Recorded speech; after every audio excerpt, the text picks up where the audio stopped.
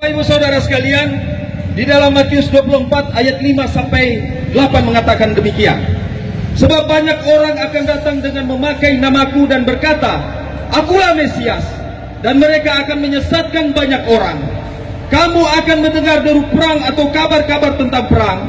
Namun berawas-awaslah, jangan kamu gelisah, sebab semuanya itu harus terjadi, tetapi itu belum kesudahannya. Sebab bangsa akan bangkit melawan bangsa, dan kerajaan melawan kerajaan. Akan ada kelaparan dan gempa bumi di berbagai tempat. Akan tetapi semuanya itu barulah permulaan penderitaan menjelang zaman baru. Bapak Ibu Saudara sekalian, kalau kita melihat saat ini bahwa zaman mulai berubah, manusia mulai berbalik daripada jalan Tuhan. Tetapi ingat Bapak Ibu Saudara sekalian, kehidupan kita hanya tergantung pada Tuhan Yesus Kristus, Sang Pemberi hidup.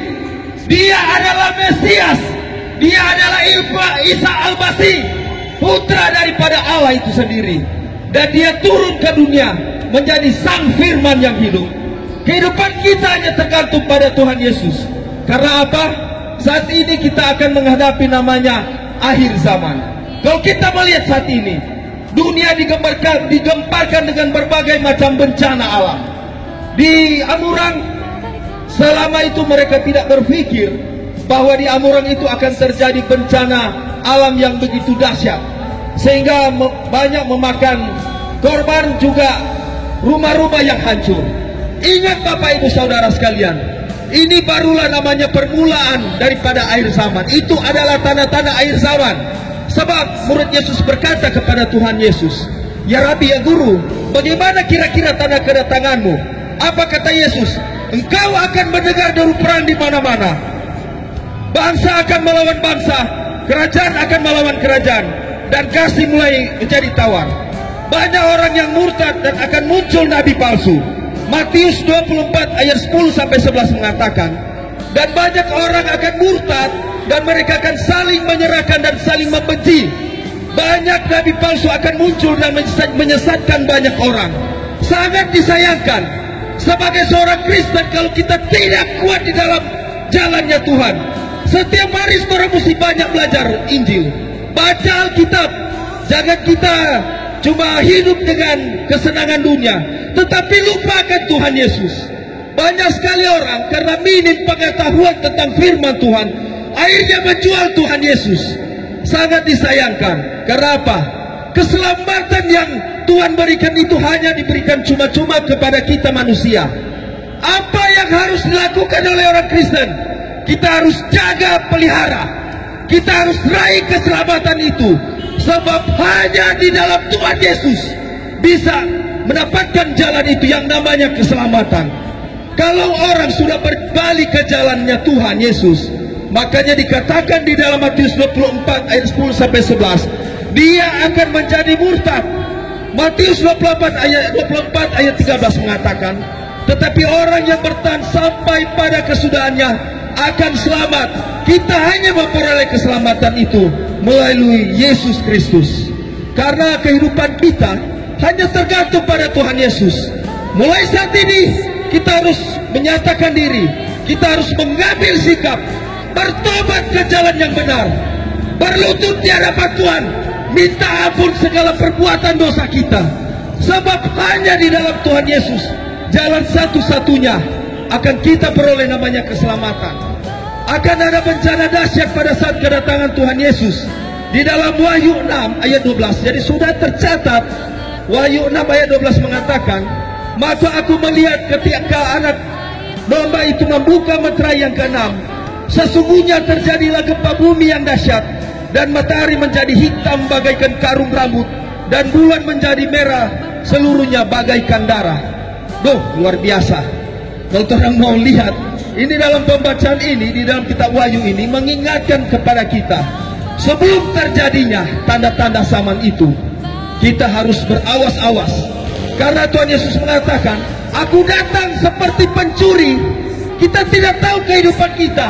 Hari ini saya berkhotbah, teman-teman juga LMP, juga Raja Wali Tim Ministry. Hari ini kita melayani Tuhan. Tapi besok belum tentu kita masih seperti ini. Bisa saja besok adalah akhir kehidupan kita. Ketika kita mati tidak dalam keadaan bertobat, maka sia-sia seluruh apa yang kita kerjakan. Waktu kesempatan kita bertobat, minta ampun kepada Tuhan. Karena apa? Nanti orang lihat itu matahari itu mulai merah seperti darah, bulan itu mulai berubah, baru kita mau berteriak tetapi percuma. Waktu kesempatan yang Tuhan berikan kepada kita harus kita gunakan dengan sebaik-baiknya. Tanda zaman yang selanjutnya di dalam kitab Wahyu 11 ayat 12 sampai 13 mengatakan, dan orang-orang itu mendengar suatu suara yang nyaring dari surga berkata kepada mereka, naiklah kemari. Lalu naiklah mereka ke langit, diselubungi awan, disaksikan oleh musuh-musuh mereka. Pada saat itu terjadilah gempa bumi yang dahsyat, dan 1/10 bagian dari kota itu rubuh, dan 7.000 orang mati dan gempa bumi itu, dan orang-orang lain sangat ketakutan, lalu memuliakan Allah yang di sorga. Kalau orang beriman, apa aja kita mau takut? Karena kita sudah hidup di dalam Kristus. Keselamatan sudah dijanjikan kepada kita. Apanya yang kita takut? Karena kita ini cuma sementara di dunia. Dunia ini adalah tempat persinggahan sementara. Orang penafas ini, orang cuma hidup satu kali, mati pun satu kali. Ketika kita hidup di dalam Tuhan Yesus, tidak ada menyesal. Paulus mengatakan, mati adalah untukmu. Banyak bapak-bapak martir, 12 rasul mati karena mereka mengikuti jalan salib, mengikuti jalan Tuhan Yesus. Salah satunya Stefanus, mati apa? Mati dirajam dengan batu. Tetapi selalu berkatakan, ya Tuhan ampunilah mereka, sebab mereka tidak tahu apa yang mereka perbuat. Tuhan Yesus ketika di kayu salib, ketika karya keselamatan dia berikan, selesai kehidupannya di kayu salib, apa yang Tuhan Yesus katakan? Telestai, sudah selesai. Sudah tidak ada nabi lagi, sudah tidak ada kitab suci lagi, dan dosa kita ditebus dengan mahal, dengan cuma-cuma. Sehingga saat ini Bapak Ibu Saudara sekalian, kita ditebus dengan cuma-cuma. Makanya tadi yang saya katakan, harus kita jaga pelihara keselamatan itu, sehingga kita senantiasa berada di dalam Tuhan Yesus Kristus. 1 Tesalonika 3 ayat 13 mengatakan, kiranya dia membuatkan hatimu supaya tak bercacat dan kudus di hadapan Allah dan Bapa kita pada waktu kedatangan Yesus Tuhan kita dengan semua orang kudus. Ketika kita hidup dalam Tuhan Yesus, maka jaminan keselamatan ada, dan kita akan masuk di dalam surga yang mulia. Jangan pernah takut, jangan pernah malu menyaksikan bahwa kita harus menyebarkan Injil. Injil harus disebarkan. Kita harus pikul salib. Salib yang ada 4 orang ini, seorang harus nyatakan. Kita harus bagikan kepada mereka yang tidak mengenal Kristus. Sebab hanya di dalam Kristus jalan keselamatan itu ada. Amin.